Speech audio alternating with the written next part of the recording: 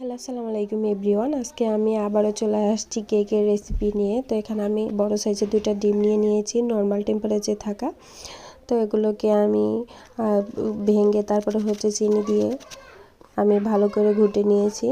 এখন এখানে আমি ময়দার সাথে বেকিং পাউডার আর 1 প্যাকেট গুঁড়ো দুধ দিয়ে সামান্য পরিমাণে লবণ দিয়ে একটা মিক্সিং করে নিয়েছি। এখন আমি এগুলো ডিমের সাথে মেখে নিয়েছি আর এগুলোকে আলতো করে মেশাতে হবে। আমি এখানে স্পিড বাড়িয়ে দিয়েছি, তাই দেখা যাচ্ছে অনেক দ্রুত হচ্ছে, আসলে তা না। এখানে কিন্তু খুবই আস্তে আস্তে তারপরে আপনার ময়দাটা মেশাতে হবে ডিমের মিক্সচারের সাথে।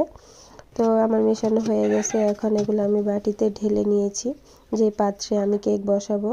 আর এখানে আমি চুলাতে প্রিহিট করে বসিয়ে দিয়েছি। আর এখানে দেখুন আমি 20 মিনিট পরে ফিরে আসছি। আমার কেকটা একবারে সম্পূর্ণ হয়ে গেছে আর কতটা সফট হয়েছে দেখতেই পাচ্ছেন আপনারা। আল্লাহ হাফেজ।